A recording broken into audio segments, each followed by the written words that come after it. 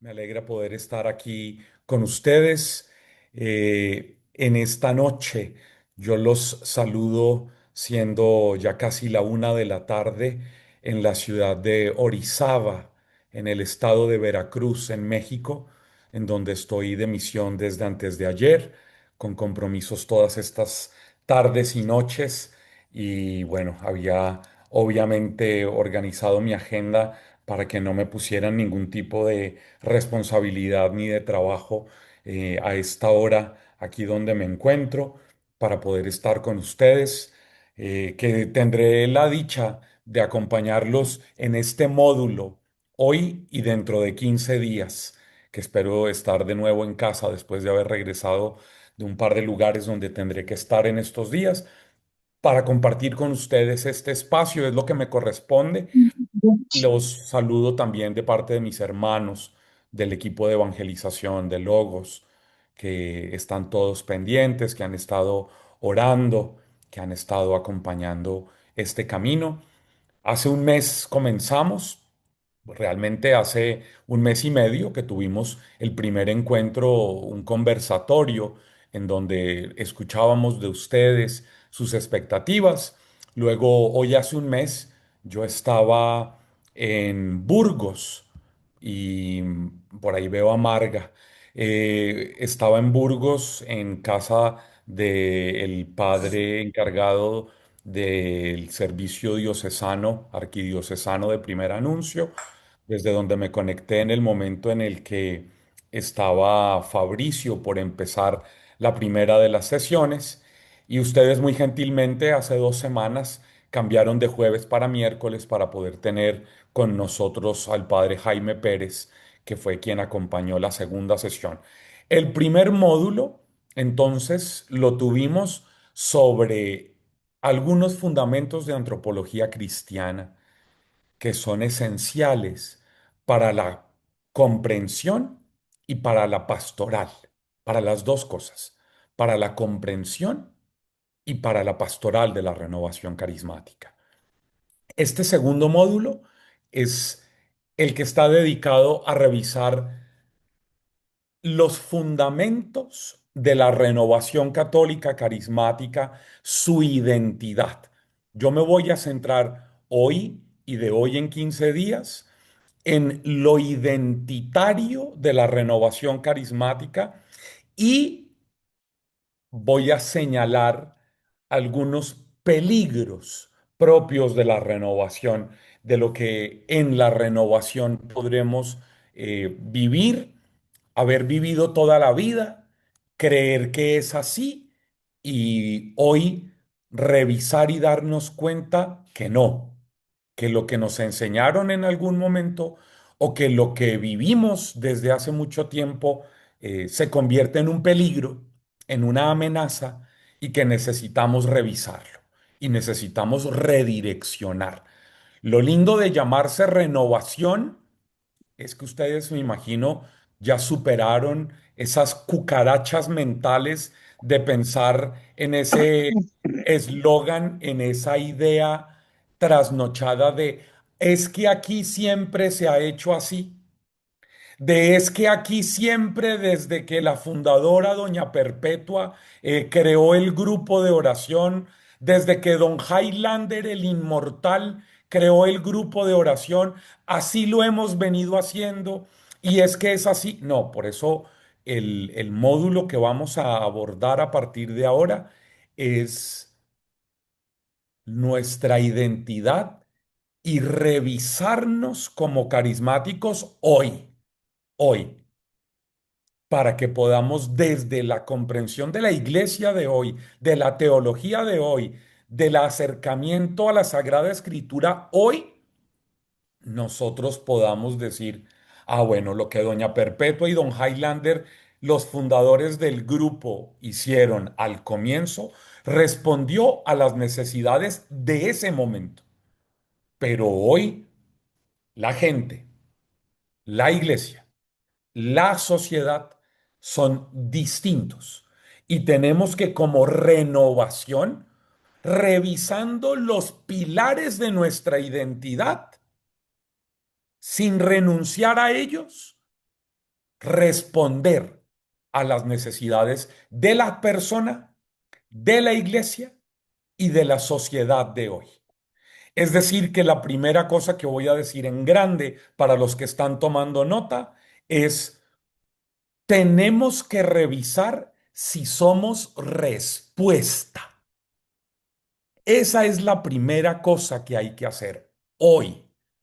Y es, si vamos a regresar a los inicios de la renovación para desde allí revisar nuestra identidad, es decir, de ese fin de semana de febrero del 67, en la casa de retiros del Arca y la Paloma,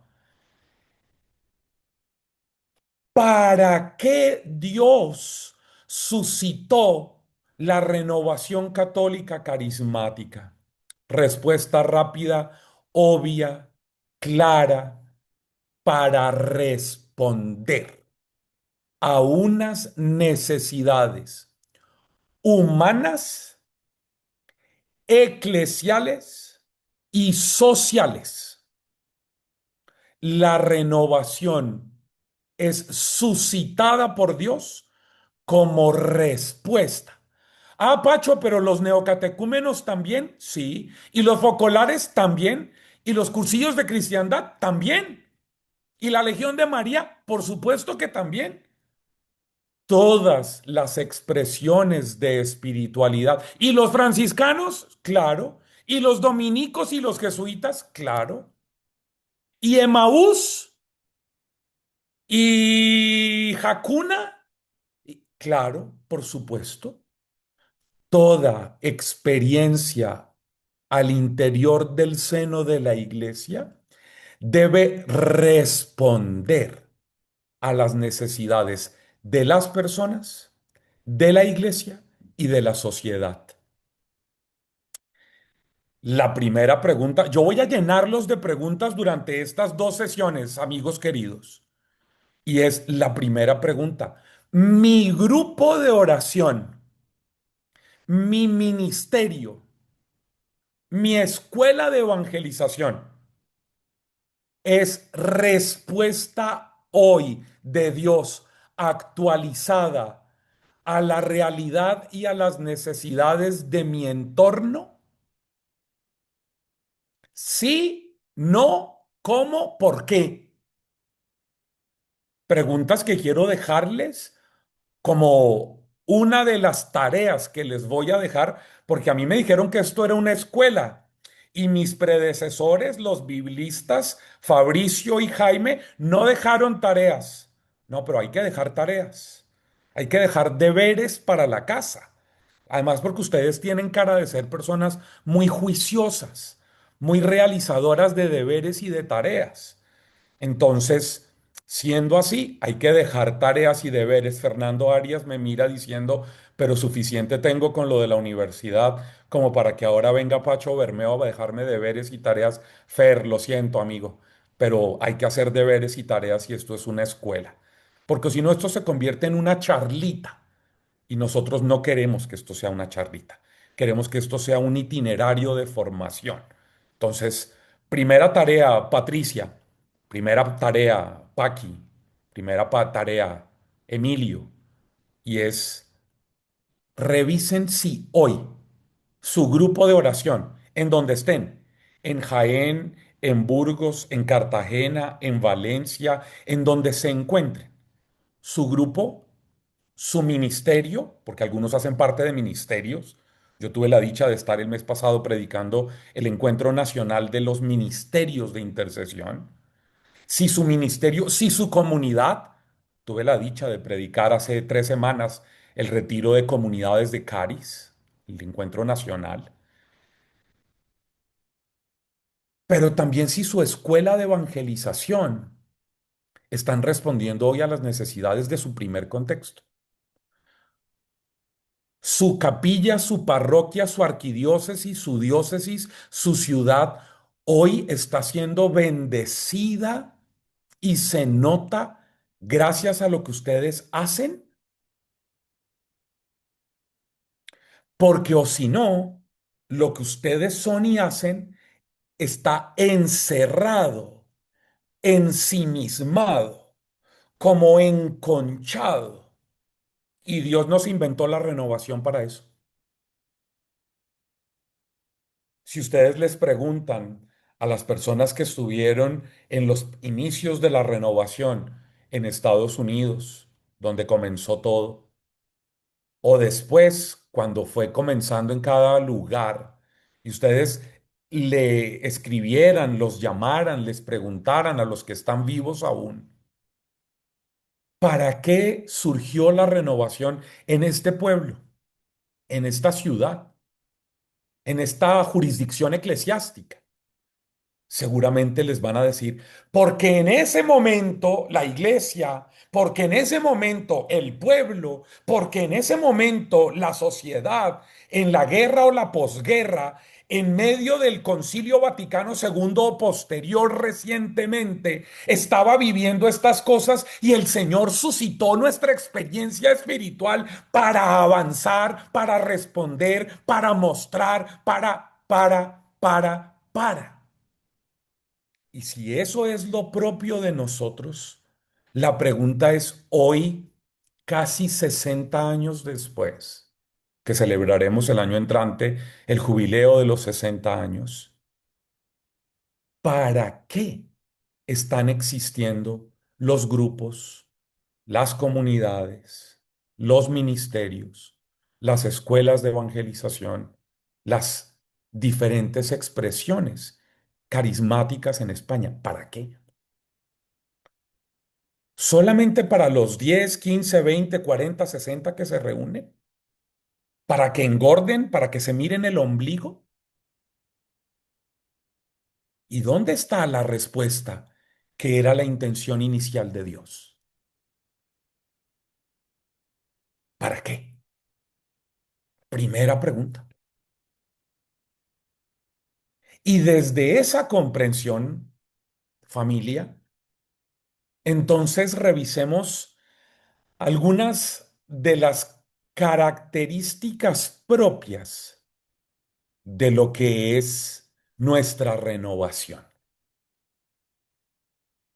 Yo me voy a quedar con 6 o 7 grandes ideas que quiero no profundizar, discúlpenme. Hoy voy a señalarlas y voy a tratar de matizar algunas cosas y voy a profundizar con ustedes a lo largo de este próximo 15 días o un poco más, cuando hasta que vayan a comenzar con el siguiente módulo. Pero estos días de aquí hasta allá, hasta dentro de un mes que tendrán la primera clase del tercer módulo, yo quiero ayudarlos a revisar en algunos de nuestros cimientos, de nuestros pilares. Así que como no tengo afán, no tengo prisa, porque tengo la sesión de hoy, estas próximas 2 semanas, la sesión dentro de 15 días y las 2 semanas subsiguientes hasta que llegue la persona de mi equipo de evangelización de mis hermanos que va a entrar en el tercer módulo. Vamos a tener este tiempo, un mes, en donde les voy a mandar un par de videos, un par de artículos. Estoy pensando si les doy de regalo un libro que yo escribí y publiqué hace 10 años sobre la renovación, sobre la experiencia de Pentecostés. Me gustaría regalárselos, estoy haciendo algunos arreglos para podérselos enviar como regalo a ustedes que son tan lindos y que se han portado tan bien y que son tan pacientes aguantándome a mí. Entonces, si se lo ganan, entonces voy a darles de regalo dentro de un tiempo un libro que se llama De Pentecostés en Pentecostés para volver al primer amor. Así que este es el itinerario. Así que hoy no hay prisa porque tenemos tiempo de profundizar. Estamos estudiando. Aunque hayamos tenido un largo espacio de oración y de cantos, esto no es un retiro. Esto es un espacio de formación académica o más o menos académica, que es a lo que nos han invitado la Zona Pastoral Oriental de la Renovación de España a nosotros como equipo de evangelización. Primera idea. ¿Para qué? Introducción. Primer pilar. Somos corriente de gracia. Primera afirmación de la identidad carismática. Somos corriente de gracia. Y es que yo creo que es muy importante, amigos, que nosotros podamos decir, ok, ¿qué significa ser corriente de gracia y no un movimiento?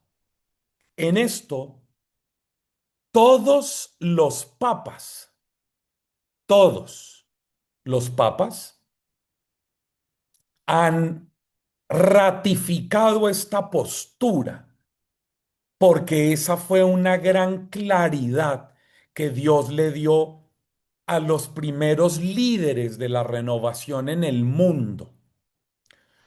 Antes de que se llamara ICRES, cuando se llamaba ICO, que era solo una oficina, International Charismatic Catholic Office, ese que fue el primer ente de servicio, y yo estuve para preparar esta clase, tuve alguna conversación hace un par de semanas con quien fue el director de esa oficina, que ha sido mi padre espiritual durante la vida, el padre Diego Jaramillo.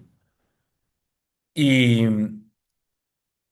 el padre Diego Jaramillo, en muchas ocasiones que viajamos juntos a predicar a diferentes lugares, que lo acompañé, que me envió en su reemplazo a algunas actividades, siempre insistió que esto, cuando fue por solicitud del Papa Pablo VI, delegado al cardenal Suenens, como el primer grande responsable eclesiástico de ir a averiguar qué era esa locura que estaba pasando allá en Estados Unidos y que rápidamente se estaba difundiendo por Europa y por América. Lo primero que se creó fue esa oficina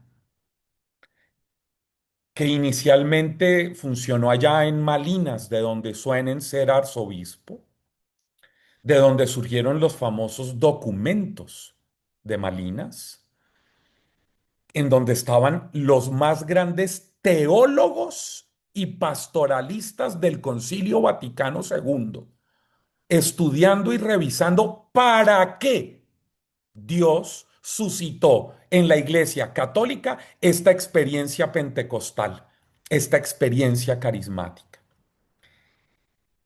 Y lo primero que se llegó como una gran claridad a todos es que esto debe ser una corriente de gracia porque debería impregnar todas las realidades y los dinamismos de la iglesia, que no es un movimiento.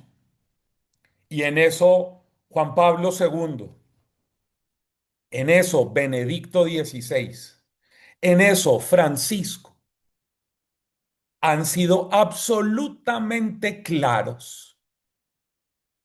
Ustedes no son un movimiento sociológicamente entendido, dijo el Papa Francisco.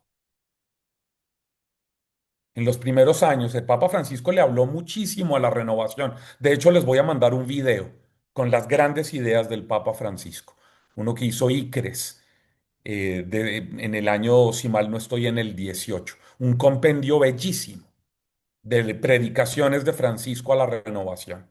En ese tiempo en el que estuvimos preparando los 50 años y comenzando el jubileo del 17, y luego se editó ese video para presentarlo en el 2018. Las grandes ideas de Francisco, que recoge a sus predecesores en el pontificado. Bueno, la primera cosa es que hay que preguntarles a ustedes hoy, entonces, en este pilar que se llama corriente de gracia, ustedes son, se entienden, se sienten una corriente transversal para toda la iglesia o se han convertido poco a poco, reduciéndose a su mínima expresión por una sobreestructuración en un movimiento más de la iglesia. Claro, nosotros como renovación necesitamos una mínima estructura para poder funcionar organizadamente, articuladamente, fluidamente, orgánicamente. Pero cuando la sobreestructuración un poco llena de burocracia espiritual, religiosa, pastoral, se acerca y se deja entrar, eso es un cáncer que destruye el proyecto inicial de ser corriente de gracia. Por eso, a lo largo de este mes, voy a estar diciéndoles, somos esto, pilas, cuidado, alerta con esto, porque nos lleva a la muerte y al fracaso como proyecto de Dios. Primera gran claridad, queridos amigos de España, corriente de gracia.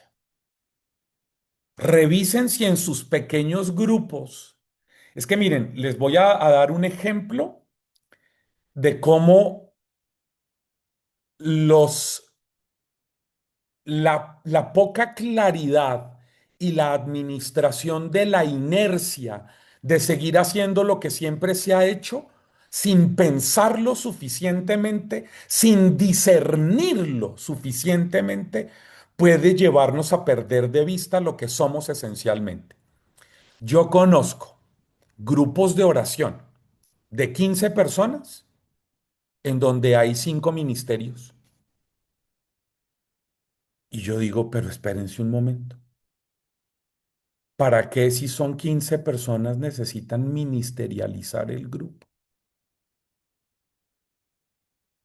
O sea, entre 15 necesitan decir que dos son las encargadas de acogida y tres son los encargados de intercesión y cuatro son los encargados de y cinco son los, pero si son los mismos 15 gatos, ¿para qué necesitan crear ministerios si son tan solo 15 personas?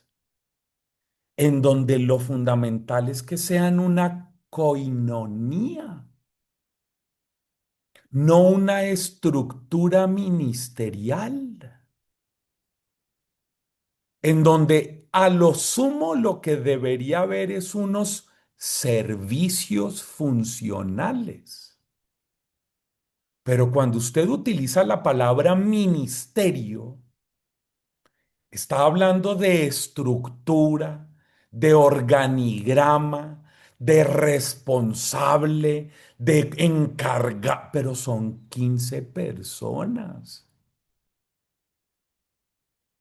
que deberían funcionar como un grupo de oración en donde todos deberían ser acogida. O sea, imagínense que en un grupo de 15 personas ustedes lleguen y esté esperando que los tres de acogida vengan a saludarlo.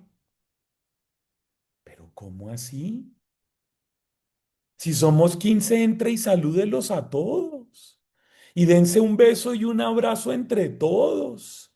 Y háganse sentir amados entre todos. ¿Para qué necesita delegarle el servicio de la acogida a dos o tres cuando todos deberían ser acogida? Cuando todos deberían estar prestos a amarse, a cuidarse, a servir. Ah, bueno, que haya dos que tengan el encargo de hacer algo lindo y especial. Ah, eso es un servicio, pero no un ministerio. Los ministerios surgen cuando las comunidades han crecido y son una cosa tan grande que necesitan una mínima estructura, unas reuniones aparte, unas preparaciones adicionales, pero, o si no, nos convertimos en un movimiento más. En Emaús, en Focolares, en Cursillos, en Camino Neocatecumenal, donde se va compartimentando la fraternidad. Oigan, amigos, ustedes no permitan que se compartimente ni se atomice la fraternidad, porque lo fundamental del grupo de oración es la interacción humana, son las relaciones interpersonales. Lo fundamental de nuestra experiencia como carismáticos, que tenemos oración espontánea, que tenemos alabanza espontánea, que tenemos música espontánea, que tenemos carismas espontáneos, es que las relaciones interpersonales también sean espontáneas. Es que lo primero para lo que ustedes fueron llamados es para ser hermanos, para que se note que se aman, que se llaman, que se escriben por WhatsApp, que se buscan, que se encuentran, que se cuidan. Y para eso no necesitan que Dori y María Gracia sean las encargadas del ministerio de acogida, que hagan que José Ángel, Esther, Inmaculada y Joaquín se llamen por teléfono. Pero si son 10. ¿Para qué necesitan que Dori les diga a Joaquín y a José Ángel que llamen a Esther y que le manden un abrazo a Ana María? Ah, porque es que ese es el trabajo del Ministerio de Acogida. Pero es que ella es la que les tiene que decir, porque es la encargada de acogida, que ustedes deben tratarse como hermanos, que deben interesarse espontáneamente los unos por los otros, que deberían escribirse por WhatsApp y decirle, oye, Mari Carmen, te extrañamos ayer que no viniste. ¿Cómo estás? ¿Qué necesitas? No, no, no, no, no. Eso es tarea del Ministerio de Acompañamiento, del Ministerio de Acogida. Eso es tarea del Ministerio de Pastoreo. Pero si son 8 personas, ¿por qué usted no le escribe a Mari Carmen y le dice, hola Mari, ayer me hiciste falta? ¿Cómo estás de salud? ¿Cómo están en casa? ¿Está todo bien? ¿Necesitas algo? Pero cuando ustedes compartimentan funcionalmente, es decir, ministerializando las relaciones fraternas, dejan de ser cristianos y se convierten en una empresa. No, no, eso es del Departamento de Recursos Humanos, que vaya y averigüe por qué uno de los empleados no se presentó en la reunión de trabajo. ¿Cómo? Ustedes están diciéndome que la labor de Dori y de María García, que son las encargadas de la acogida, es actuar como los departamentos de recursos humanos que van y deben averiguar por qué Mari Carmen no vino al grupo como si fuera un empleado que no asistió al trabajo. ¿Y dónde está la cristiandad en eso? ¿Dónde están las relaciones interpersonales en eso? ¿Dónde está el amor? ¿O es que nuestra renovación carismática está por encima y al margen de ámense unos a otros para que el mundo crea? Entonces, ¿Somos corriente de gracia o hemos entrado en esa sobreestructuración jerarquizada que genera distancias y fracturas humanas, que genera en algunos con algunas carencias personales, deseos de tener poder, título, cargo, prestigio al interior del grupo y la comunidad? Cada vez que en sus grupos, en sus comunidades, en sus ministerios, en sus escuelas, tienen gente buscando tener un cargo, una posición que implica poder, que implica sujeción, obediencia, mando, perdieron de vista la cristiandad, perdieron de vista el bautismo en el Espíritu, perdieron de vista el Evangelio, perdieron de vista lo fundamental del reino. Y es por esto que hay que revisar en la esencia, en la comprensión, qué tanto entiendo el ser corriente de gracia. Porque por principio, nosotros como renovación nos definimos, así lo decía el preámbulo de los estatutos de ICRES, que no tenemos ni fundador, que no tenemos estructuras de obediencia y de poder, que lo nuestro entre nosotros se llama servicio, que no tenemos listado de miembros,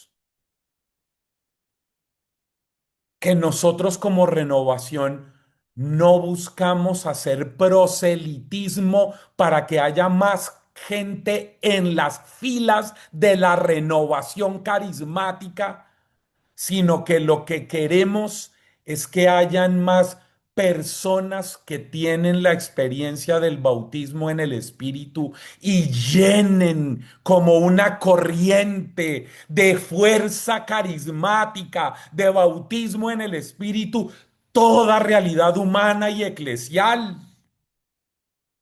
Pero yo después de todos estos años, sigo viendo gente que hace proselitismo carismático para que cada vez más personas se hagan militantes de la renovación carismática, pero no tan buenos cristianos,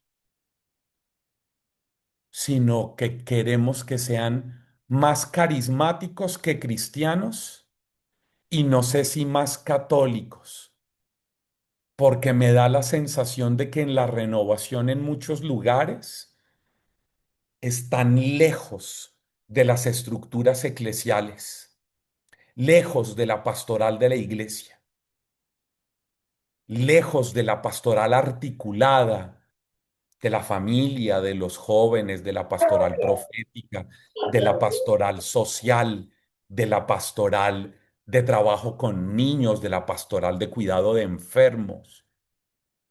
Todas las pastorales de la iglesia deberían estar llenas de carismáticos que van a hacer que la iglesia siga siendo signo del reino para la gente de la sociedad.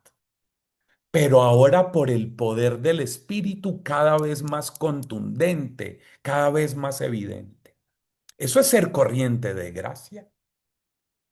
Ser corriente de gracia es buscar participar con mi identidad carismática de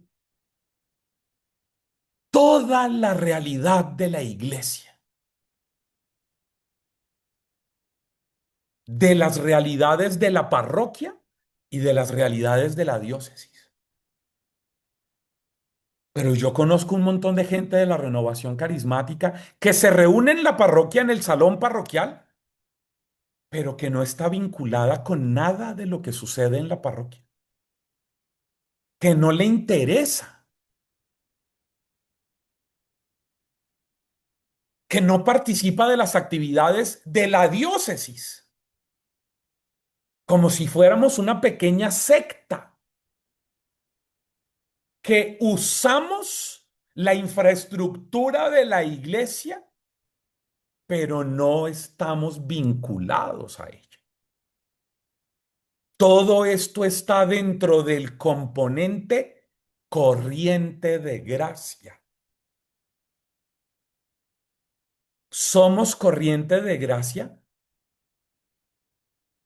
tanto cuanto estamos vinculados a la pastoral orgánica de la iglesia. No solo para los cantos y el Via Crucis actuado del Viernes Santo y decir con eso, yo ya cumplí, ya le ayudé al cura, sino lo que estamos haciendo como servicio para la renovación de la iglesia. En eso tenemos que preguntarnos si somos corriente de gracia o nos hemos encerrado como cualquier movimiento. Primera idea. ¿Qué he hecho hasta ahora? Una introducción. ¿Para qué Dios inventó la renovación? Paso adelante. Primero, para ser corriente de gracia, con lo que he dicho hasta aquí y muchas otras cosas que podría seguir diciendo. Segundo, propio de nuestra identidad. En esto, insisto, todos los pontificados desde el año 67 hasta Francisco, porque hasta ahora no tenemos ningún pronunciamiento de León XIV, que seguramente será ahora el próximo mes cuando reciba la renovación en Pentecostés, en Roma, y ahí seguramente, no sé si de manera privada, en una audiencia especial, seguramente le dará una palabra a los carismáticos que se hagan presentes en Vaticano, y ahí empezaremos a conocer la mirada del Papa León sobre renovación. Pero hasta Francisco, todos los pontificados nos dijeron, vayan y compartan su identidad que se llama efusión del bautismo en el Espíritu. Todos, desde que empezamos a utilizar ese término en los documentos de Malinas, desde que empezamos a hablar de lo que es la experiencia de la efusión del bautismo en el Espíritu, y lo hemos asumido porque tiene unas raigambres bíblicas muy importantes. Entonces, aquí lo primero que quiero decirles de este segundo punto es, ustedes, ¿qué tanto conocen de la teología y de la teología bíblica de eso que llamamos bautismo en el Espíritu? Eso es lo propio. A ver, todo el mundo ponga su dedo índice frente a su cámara. Todo el mundo muéstreme su dedo índice, por favor. Acérquelo. Cosa que yo pueda verle la huella digital. Aquí desde donde estoy, desde México. Quiero verles la huella digital a todos. Bueno, a todos los que nos prenden la cámara para acompañar el camino. Eso que ustedes están mostrando, su huella digital, que obviamente cada una es distinta, es lo que el bautismo en el Espíritu es para la renovación carismática? La renovación carismática tiene una huella digital y eso es la efusión del bautismo en el Espíritu. La efusión del bautismo en el Espíritu es un concepto que está precedido por una experiencia. En todas las cosas de la teología siempre es así, querida familia española. Primero la experiencia y luego la tematización. En todos los aspectos de la teología. Primero es yo me siento muy amado y descubro que Dios me ama, me cuida, me provee, me sostiene, no me pone pruebas, no me castiga, me da personas a mi alrededor para construir experiencia de vida y de amor. Y después digo que eso se llama materna paternidad divina y digo que Dios es Abba. Primero la experiencia. Después la tematización. Nosotros en la renovación actuamos de la misma manera, queridos. Primero, la experiencia del bautismo en el Espíritu y después hacemos reflexión bíblica, teológica, eclesiológica, antropológica de lo que es esa experiencia a la que llamamos bautismo en el Espíritu. La pregunta para ustedes es, ¿qué tanto han estudiado y actualizado sus conocimientos en su grupo de oración sobre la experiencia del bautismo en el Espíritu, en sus comunidades, en sus ministerios, en sus escuelas? Porque sin eso corremos el riesgo de no tener claro qué es ser carismático. Y entonces empiezan a surgir grupos en la parroquia X del padre Pedro Pérez que se llaman ahora grupos de alabanza, grupos de adoración, grupos de carismas, pero que son el grupo del padre Pedro Pérez que no quiere tener relación con la renovación carismática, que quieren estar al margen. Y entonces gente que está en la renovación dice, ah, pero allá donde el padre Pedro Pérez es lo mismo, allá todo es igual, incluso es más chévere, incluso es más interesante, incluso es más fluido y más vivo. Vámonos para donde el padre Pedro Pérez. ¿Por qué pasa eso? Por desconocimiento de nuestra identidad, por desconocimiento de la teología y por una mala comprensión de la praxis de lo que es el bautismo en el Espíritu. Pues amigos, ese es nuestro ADN, esa es nuestra huella digital.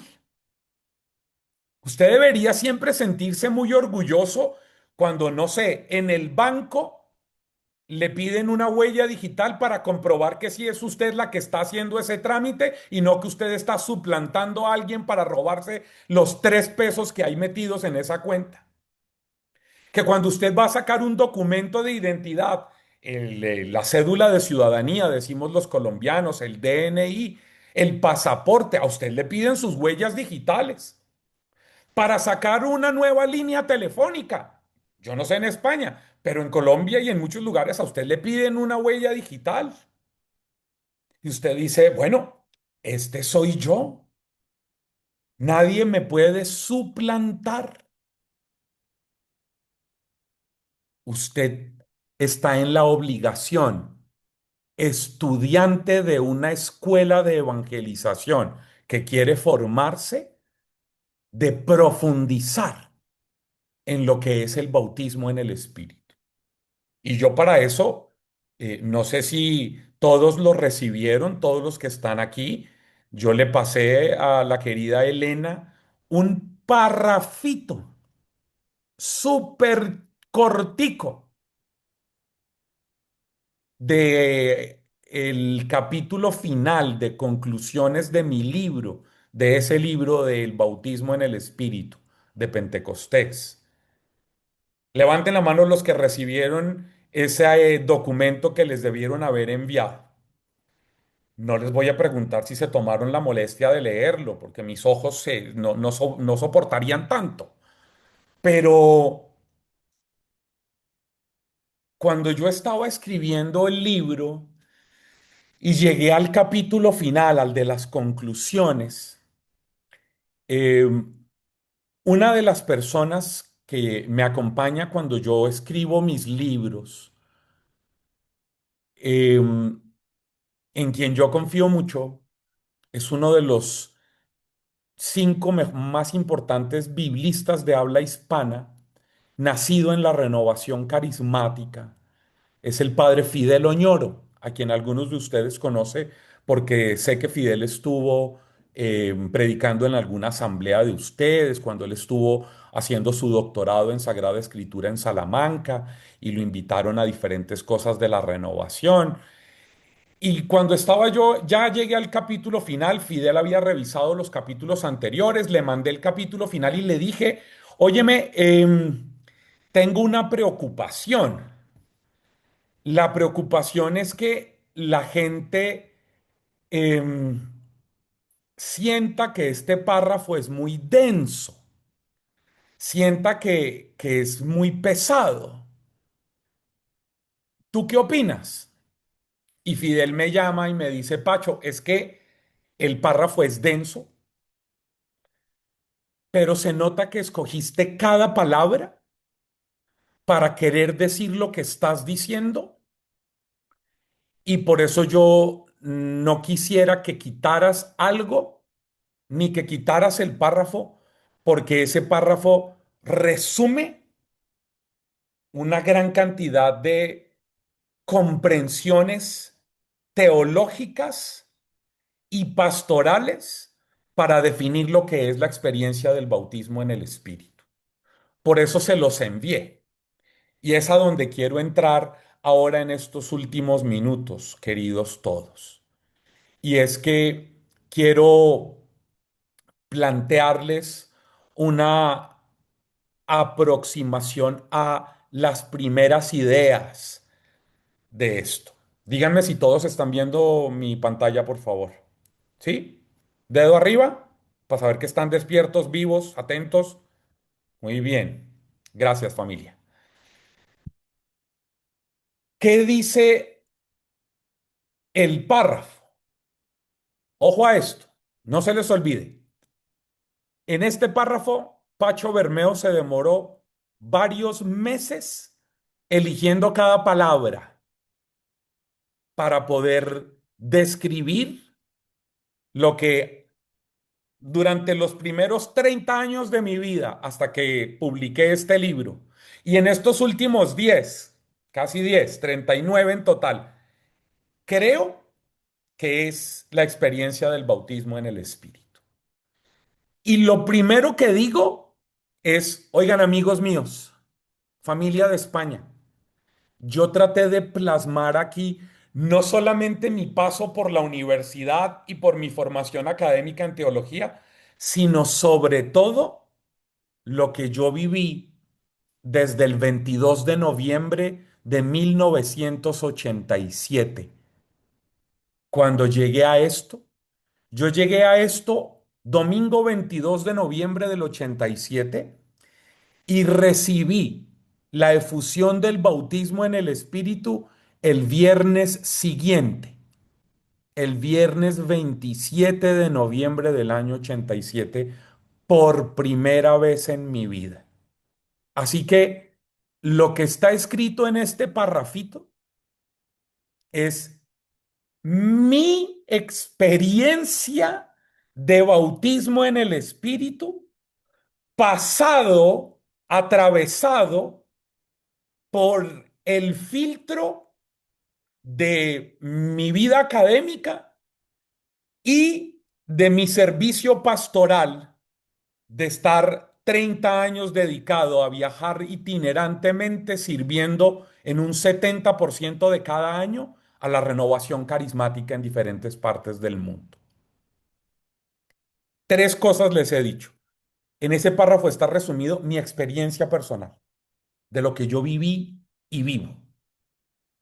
Dos, mi experiencia académica, lo que me dice la teología bíblica, lo que me dice, tercero, la pastoral, de mi andar por diferentes lugares del mundo, más o menos en un 70% de cada año, sirviéndole a la renovación católica carismática.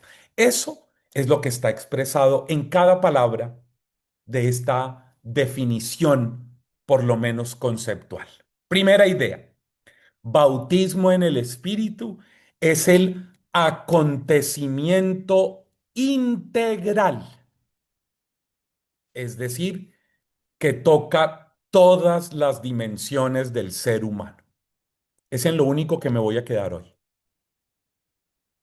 en decirles, amigos, de nada vale que usted diga que usted y su grupo ora en lenguas, canta en lenguas, profetiza, tiene visiones, palabras de ciencia, caen en descanso en el espíritu si no saben administrar su vida cotidiana, si no son mejores papás de sus hijos, mejores hijos de sus papás, mejores parejas de sus parejas, mejores hermanos de sus hermanos de sangre,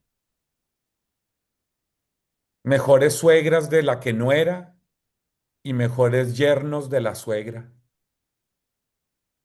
si no son mejores trabajadores, Fer, si no son mejores estudiantes universitarios.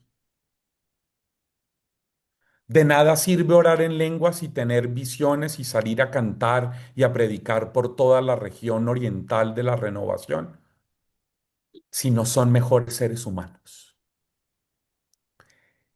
Si ganan 100 euros y gastan 140 y todo el tiempo están viviendo con deudas que generan desgaste, angustias, miedos, zozobras e incertidumbres.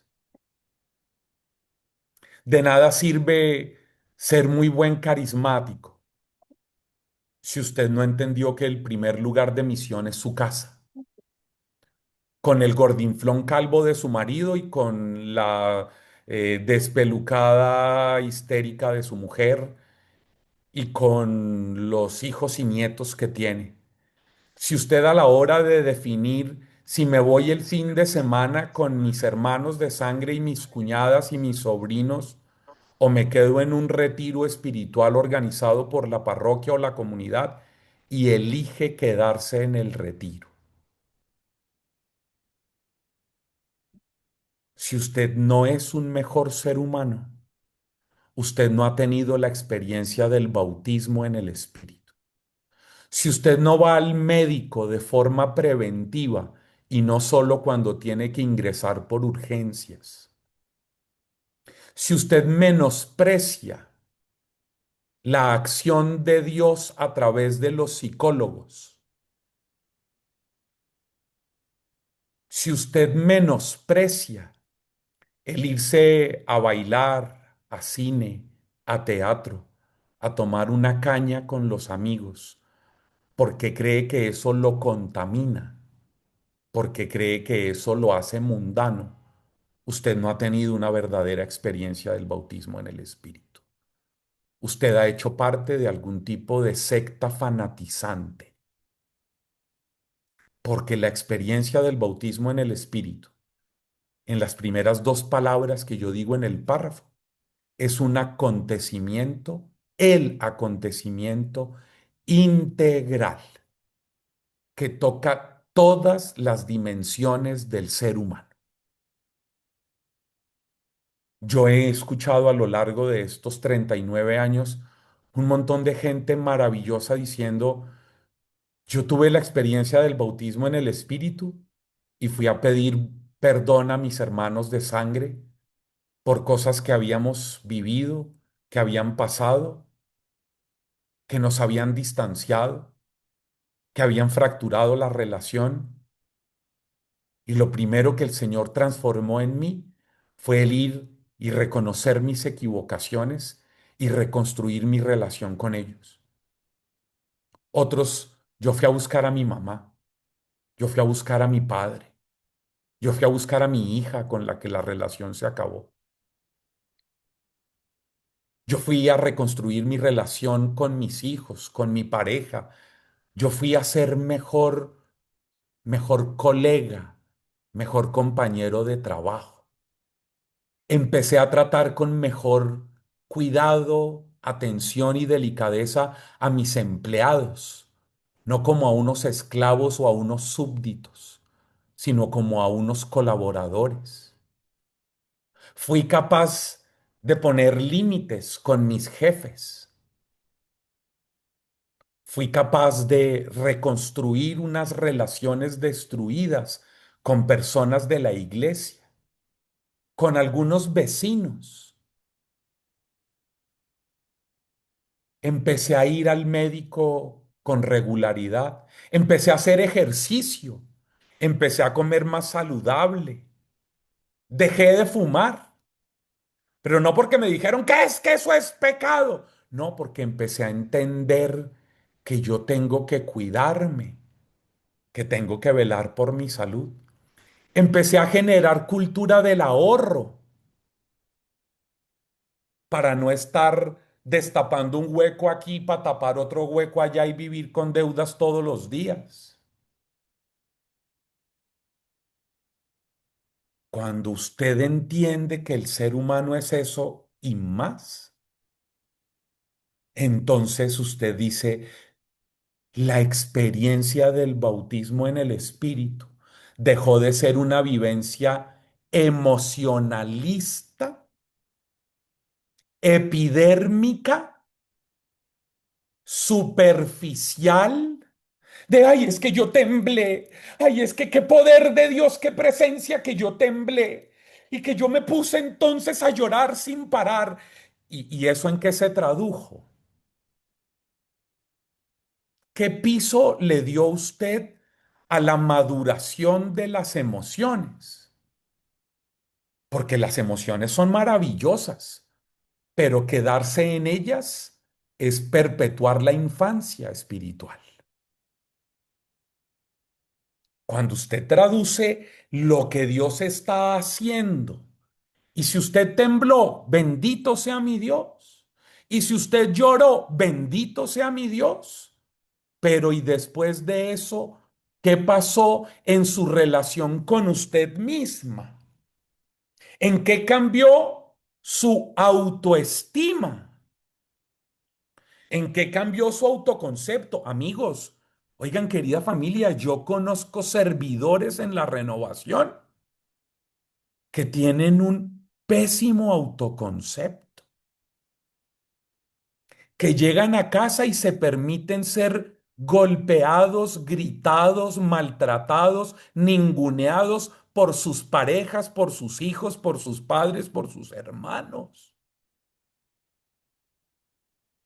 Servidores de la renovación que sufren de violencia intrafamiliar y son disque intercesores y acompañantes de otros, líderes de grupos de oración, predicadores.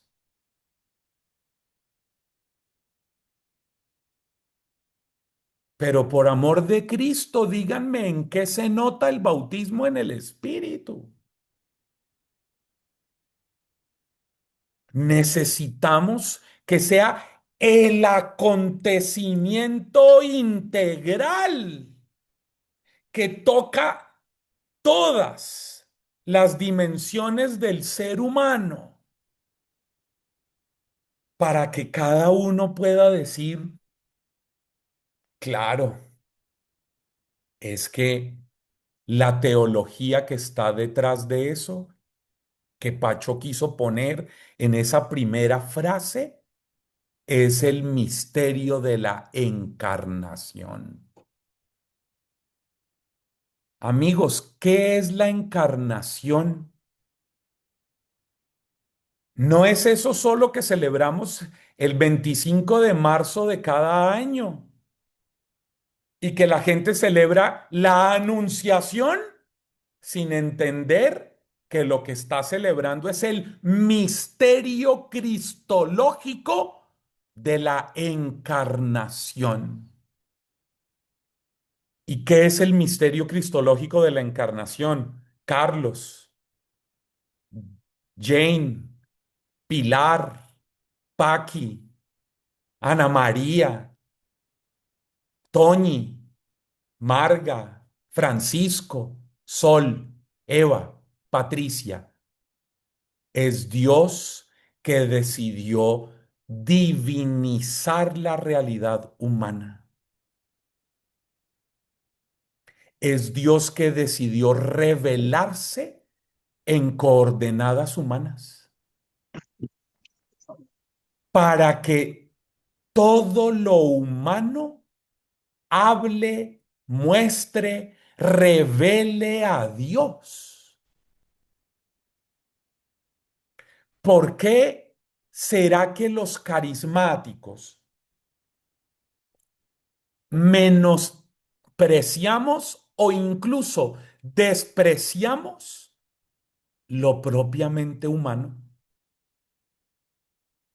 Porque no hemos estudiado, conocido, valorado el misterio cristológico de la encarnación. Por eso mis hermanos Fabricio y Jaime les hablaron de bases de antropología cristiana, para que ustedes, tanto Jaime como Fabricio, les hablaron de la integralidad del ser humanos integrales, del que estamos llamados a ser seres humanos que atendemos todas las realidades humanas y no menospreciamos ninguna y no despreciamos ninguna realidad humana. Y es que si ustedes no entienden esto, amigos, ustedes nunca van a ser buenos servidores. ¿Saben por qué? Porque ustedes nunca van a ganar en empatía y en solidaridad con la gente que tienen en su grupo de oración, que están viviendo realidades como las de todos, llenas de crisis y de alegrías, de triunfos y de fracasos, de sombras y de luces. ¿Cuándo usted va a ser un buen servidor en la música, en la predicación, en intercesión, en acogida, en acompañamiento, en lo que sea? ¿Cuándo? Cuando usted sea capaz de empatía, cuando usted sea capaz de sentarse frente al otro y de escucharlo y de valorar su historia y de valorar su camino y de valorar su fragilidad. Pero ¿cuándo yo puedo valorar la fragilidad del otro? Cuando abrazo la mía, cuando reconozco la mía, cuando no me creo ni más ni mejor que nadie, cuando soy consciente que no por ser el coordinador, el líder, el responsable, el encargado de, soy mejor ser humano que otros, cuando soy capaz de abrazar la vulnerabilidad que vivo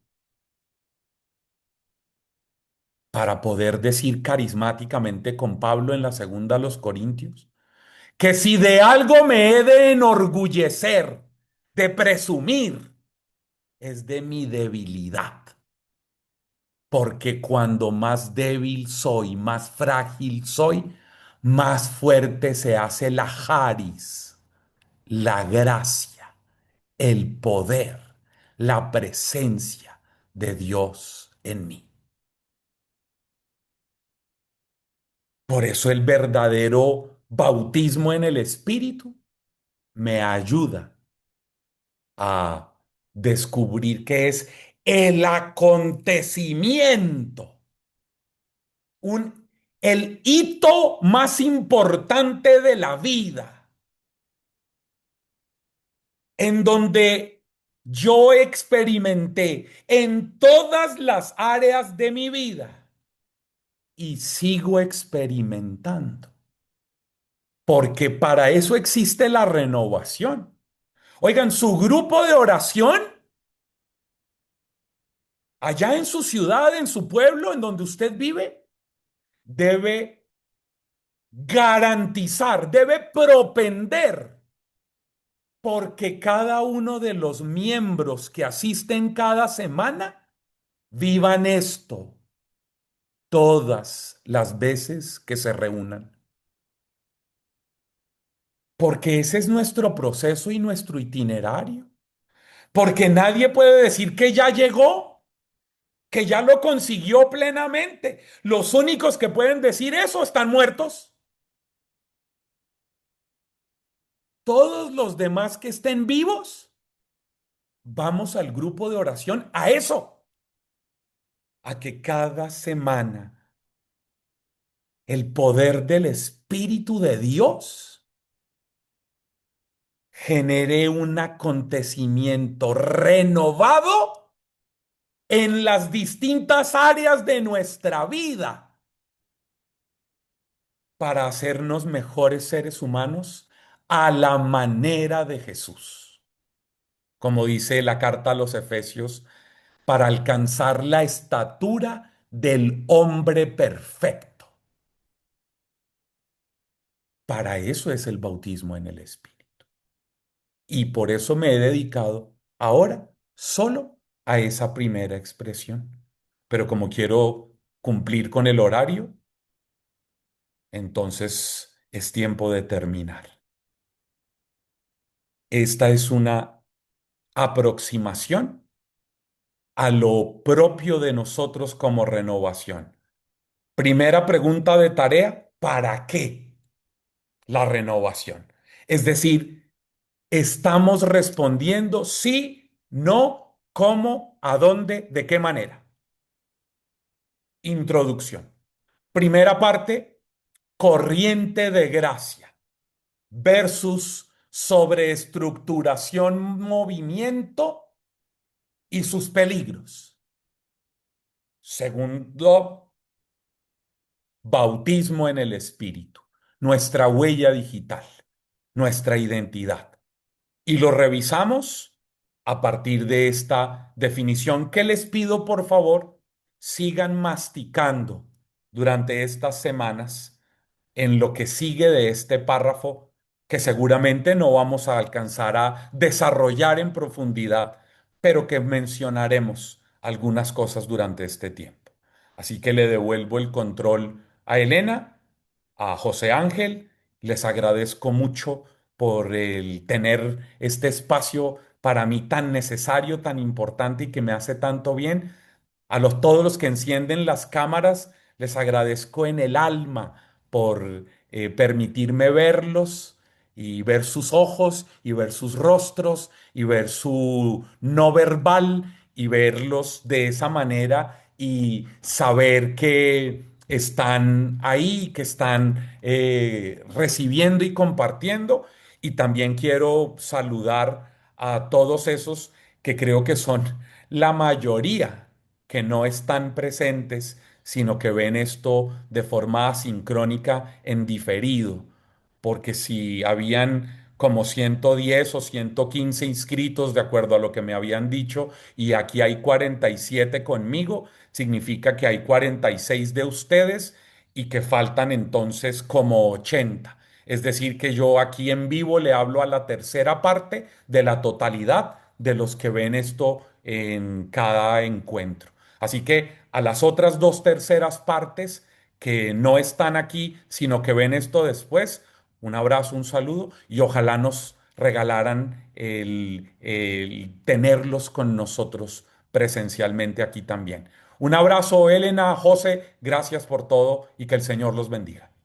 Amén. Gracias a ti, Pachos. Ya sabéis que continuamos el día 23 de abril trabajando y hablando sobre la identidad carismática.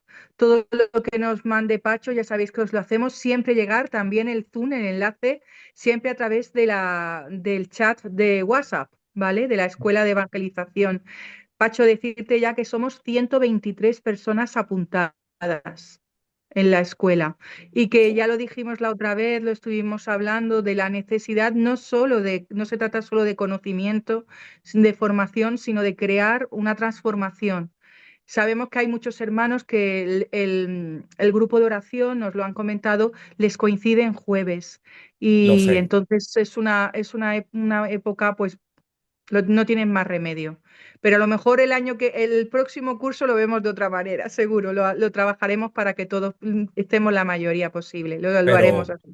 con que yo vea los rostros de estas lindas personas que tienen el masoquismo de aguantarme, por lo menos hoy y dentro de 15 días, ya estoy feliz. Así que gracias. Un Amén. abrazo para todos. Que Dios os bendiga. Nos vemos pronto, hermanitos. ¿Vale? Abrazos a todos. Chao. Que Abrazos, Dios os bendiga. gracias. Adiós.